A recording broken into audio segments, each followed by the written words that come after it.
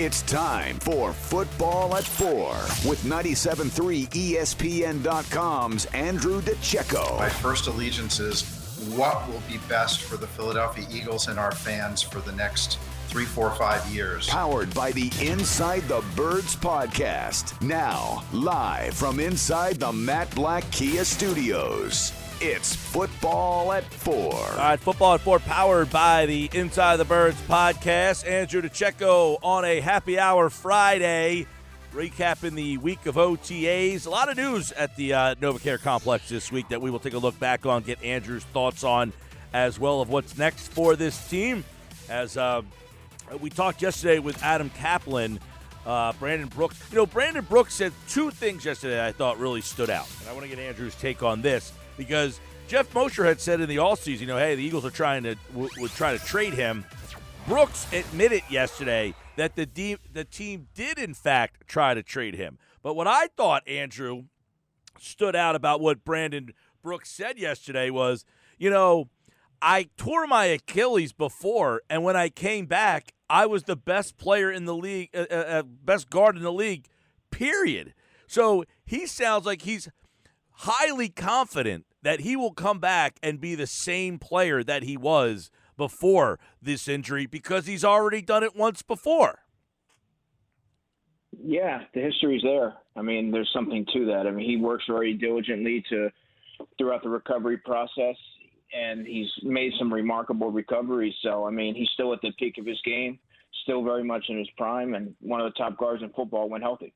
Yeah, so when you hear that, and, obviously we've seen him, he's going to be 32 years old at the start of the season. We've talked a lot about the offensive line. They obviously drafted Landon Dickerson, and I'd like to also hear your opinion on how you think he might be used this year. But if they get the Brandon Brooks that they've had over his tenure in Philadelphia. And it's funny, I'm looking through these Pro Football Focus rankings, and there he is, Jason Kelce, number 5 on the list, still one of the best centers in football. And then you go over to the tackle rankings, and there he is, still top 10, Lane Johnson. The Brandon Brooks thing, I think, if he's the same player with Lane Johnson, Brandon Brooks on that right side, and Jason Kelce back, you start to wonder what this offense can look like. Yeah, there's no question about it. The three players that you mentioned still can play at an all-pro level if healthy, and they're going to be welcome additions to the offensive line, of course. And it really puts the Eagles in the conversation for having one of the top offensive lines in football. But the key is always health. Obviously, they haven't had the cleanest bill of health in recent years, so that's going to be the big question here. And now they actually have young depth that was actually forged by fire last year, so should they have to step in for a game or two, now they're ready. But I think there's just a lot of talent in the starting unit and also in the depth unit that they have this year they didn't quite have in the past years. How do you envision – I know it's offensive linemen are tough to kind of, in OTAs. The skill guys, you see them running around, you see them doing things. We heard Reagor said, hey, I might be in the slot a little bit more this year. So you kind of get a feel of that. Offensive line's a little bit more difficult. But how do you see Landon Dickerson and what they might do with him at training camp? Well, I think he'll be eased into training camp. There's certainly no rush. Obviously, you want to always keep the long-term picture in mind with him. I think he will be ready by the start of the season, if I had to guess. But I think if the Eagles had their way, he wouldn't see a single snap this year. Only if an Isaac Seumalo regressed or, if there was an injury at either guard position or center, I think he would be the first guy in there. But I think they want to save some mileage on him and not use him until they have to. And I think next year he's going to be ready to take over one of those spots, most likely center when Jason Kelce retires. So you envision Dickerson being – and I ask this because as I was looking at Brandon Brooks, who, comes out and says, hey, I was the best guard in the league, period, when I came back. They can get out of that contract because they obviously tried to trade him. He admitted that. So would he be there as the replacement for Kelce, or do they want to slip him in as a replacement for Brooks? I think I have to think that the long-term plan is to put him in there for Jason Kelce, but it's a luxury knowing that he can play either guard spot as well. Yeah, I mean, there's also guys like Nate Herbig there that has center guard versatility. Jack Driscoll can play center guard or right tackle. So I mean, they have some options. Yeah, I was going to say I know that Driscoll's a guy that they like, and he's kind of versatile. Do you look at Driscoll as more of a tackle or a guard? I think long term he's going to be more of a guard. And Herbig, does he play? Is he more of just an interior guard, or does he have any center in him? Let's not forget he was a center at Stanford. Right. So I think that the fact that he was able to sort of transition, become a decent guard, a decent starting guard when he was kind of thrown in there last season. I mean, he now has versatility. He cross-trained at both spots, but I think he has much more of a center background than he does guard. All right, Andrew DiCecco, Football at 4, looking at Eagles OTAs. Yeah, if you look at Jason Kelce, by the way, the rankings came out from Pro Football Focus for the upcoming season, and he was number 5 on that list again. I mean, even though, did it feel like Kelce was as good this year as he's been in the past? I mean, he played this year with a knee injury, an elbow problem. I think he had an ankle problem at some point, and yet there he is. He's still one of the best guys in the league. But is Kelce still playing at the same level to you? Yes, he is. He has plenty of juice left in the tank, and when you saw moments where many may have thought he was showing signs of regression, I mean, look to the left, look to the right of him, who was surrounding him last season, and he was responsible for kind of being the glue to keep that offensive line together. So I think all things considered, he definitely rose to the occasion and showed that he still has some mileage left. All right. Everybody thinks that it will be Dillard against Mailata, right, at left tackle. Kind of handicap and break how you see that left tackle kind of playing out. I mean, do you have a favorite over the other? Do you think it's 50-50? Is there a guy that the team wants to win that job? How do you kind of see that one? Well, I think Andre Dillard's going to get the first opportunity to win that spot. He only can play left tackle. He struggled at right when they threw him out there. I don't know that he can play guard at a very high level. So I think he's either left tackle or bust. But I think that he'll get every opportunity. But I think that Jordan Mailata is the far better player and showed more encouraging signs than we've ever seen from Andre Dillard since he's been in the NFL.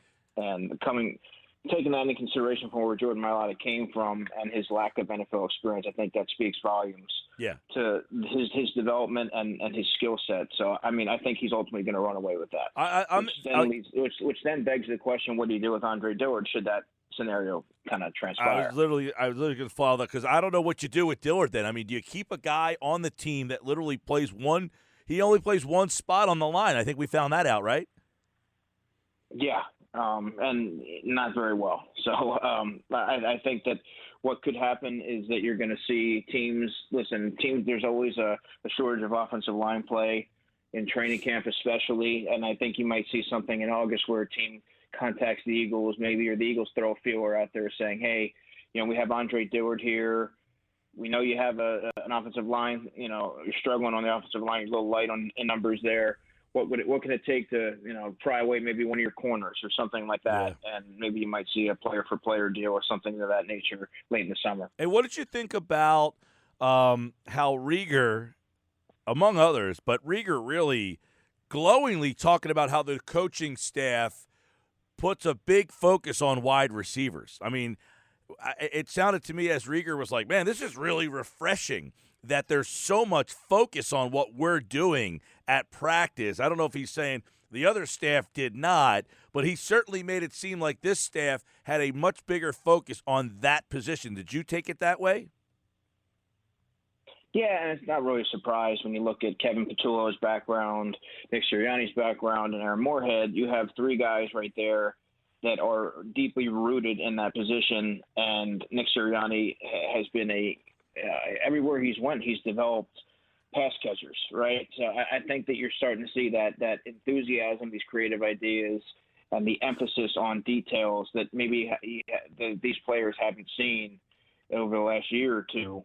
And you're just getting all these new ideas and different inputs. And I think you're starting to see a re-energized, revitalized receiving core that's excited to kind of tackle whatever they throw at them and hopefully become better players. And it kind of, you start to see that transpire on the football field. Yeah, there's no question that I would imagine, Andrew, that all eyes will be on Reagor and, of course, Devonta Smith. Like those two and the way that they are utilized, and I guess the development of this whole core. I mean, if they don't bring in another receiver, and this is just the group they have, this is a very young group of guys, but it almost is the most intriguing with the most upside as well because of the fact that you have 2 first-round picks, a second-round pick sitting here, and it's the ultimate, does this coaching staff get more out of this group than the previous one? If you were a betting man, would you think that this coaching staff is going to get more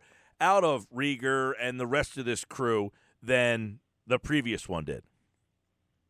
Well, it's kind of hard to get less production out of the talent that was there.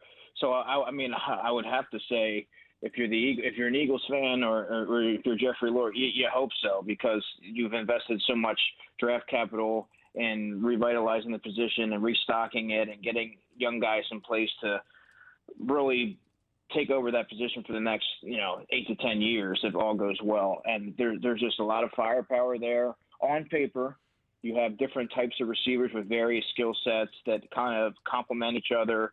I mean, I personally think that Jalen Reagor is going to have a sort of a breakout year, which is, which many expected to see last year. But just based on how the coaching staff should be using him, he's got his second year in the NFL. Remember, everybody transitions to the NFL at different speeds. So I think that you're going to start to see the wheels turn for Jalen Reagor.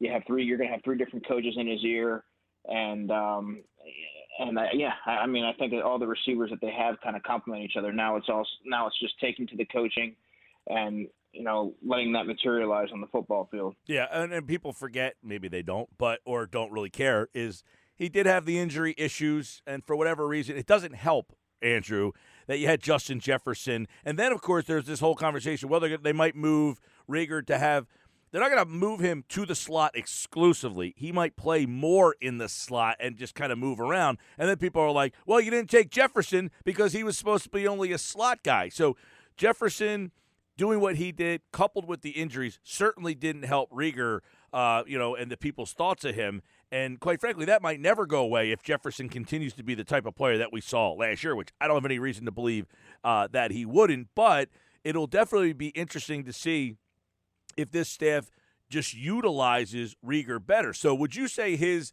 lack of production came more of not being utilized correctly, or the injuries, or just, hey, he just needs a little bit more, just wasn't ready for the pro as fast as some others guys were? Well, I think it's a little bit of a combination because he's not the first young receiver that we've sort of seen go out there look like he's swimming a little bit, right? I mean, J.J. Arcega-Whiteside has been on record saying that there's a lot of times where he'd go into the game not knowing what his role was going to be or what position he was going to be playing. So I think you have a lot of these young guys that were sort of like information overload. Obviously, some of these issues were Jalen's because he wasn't running NFL caliber routes. He dropped some footballs. I think he struggled with the pressure of the Philadelphia fan base. So, I mean, all that is sort of part of the transition to the NFL.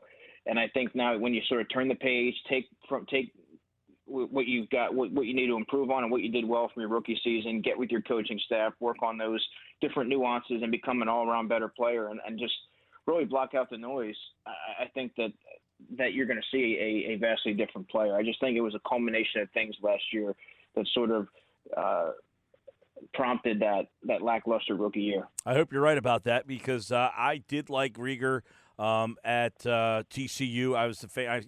Obviously he wasn't of the group of guys that were drafted in that first round. He wasn't nearly as well known or heralded as well as the Ruggs and the Judys and obviously Jefferson. They all played in the SEC. So when Reagor was the pick, it was a little bit of a head turner, and I kind of feel bad for the guy in a way that he gets hurt, and then Jefferson has this big year. It's kind of out of his control, but all eyes will be on him for a bounce-back season. All right, Andrew DiCecco is with us here, Football at 4, powered by the Inside the Birds podcast. And, of course, the Eagles OTAs continue. They're continuing this week. And, obviously, another one of the things that I found to be interesting this week was the talk – this team is obviously not adding, yet, any corner at that spot over there, but the linebacker spot. So we know they're still weak there. But would you consider this team still weak at the linebacker position? That was a huge gaping problem. Eric Wilson spoke yesterday, said some interesting things. We had Adam on yesterday. He mentioned that Jordan Hicks could be a guy that they might be interested in if they can figure out a deal there. But do you look at the Eagles linebacking core and still say that's an area they need to add to? Yeah, it went from bottom tier to sort of middle of the road. There's T.J. Edwards is a limited player, but he can play. He can confidently give you snaps and produce. Alex Singleton had a breakout season when he was kind of thrust into the spotlight. Now we see if that was that a flash in the pan, or can he put it together? And this is sort of the player that he is. Can he be that player that he showed that he flashed last season? Eric Wilson is the most well-rounded, in my opinion. Can do a lot more. Can be a three-down linebacker for this team. Then you have Sean Bradley, who's more so of a special teams player. Doesn't run particularly well, doesn't cover a lot of ground. And Davion Taylor, who's still largely a project until we see otherwise. I mean, they have a collection of guys that, outside of Eric Wilson, they're complementary pieces. They're not necessarily three-down linebackers. Well, if Eric Wilson's your best linebacker, then you're probably – you said middle of the road. If Eric Wilson – now, I like Wilson. I think he's in today's game, I think he is a solid, coverage guy. He had interceptions, he blitzes, so he's got kind of an all-around today's linebacker game. But if he's your best linebacker, I have no problem with them trying to find another guy to complement him. Yeah, I mean, if you have an Eric Wilson and a Jordan Hicks and a Singleton as your top three, and then you have different pieces you can sprinkle in, like a Davion Taylor here, maybe a Jernard Avery if he's able to stick as a pass-rushing outside linebacker, T.J. Edwards on rundowns. I think you have guys you can sort of plug in, and it makes your defense all the more strong for it. Yeah. All right. Football season feels like it's right around the corner with these OTAs here, and there's so much going on. We know June 1 is going to be a big day as well, as that day is going to be, there's going to be some more signings. You're going to have some more veteran names that are going to be out there. And I guess we can find out at that point whether the Eagles want to get back down, get in that road, and Andrew, of finding would you imagine that they are waiting to see who is available at that defensive back spot? I mean, yeah, you have to think. Just looking about who they have. I mean, Kavon Seymour, Devontae Maddox, Craig James, Meters, who they just added, Josiah Scott, who they just added, Graylin Arnold. I mean, that's a motley crew of corners after Darius Slay. I think they need to find a way to bolster that somehow, because that second cornerback spot is going to get picked on relentlessly otherwise. And, I think the Eagles will investigate that after June 1st. And then I also mentioned there's also Zach Ertz that's on the roster. There's also Andre Dillard. We still have to wait and see what happens there. So I wouldn't rule out – I mean, I certainly think it's a strong possibility that they add to that position, and they really have to, because – it's a bottom-tier cornerback group right now. It's simple as that. At DiCecco NFL, and, of course, football at 4 all season long here on the Sports Bash, all summer long, we should say. The NFL never takes a day off. Neither does football at 4, powered by the Inside the Birds podcast, which dropped Thursday at 6 a.m. The latest edition is out. Check that out with Adam and Jeff, and, of course, right here on the Football at 4, every day, 4 o'clock here on the Sports Bash. All right, Andrew, Happy Hour Friday. What's in your hand? I'm just going with the tried and true Bud Light Platinum. Wow, a little tried and true. I like that on Memorial Day weekend. Why not? Old Faithful, Bud Light Platinum. Faithful. There he goes. Andrew, appreciate the time as always, pal. We will catch up next week. Have a good Memorial Day weekend, Mike.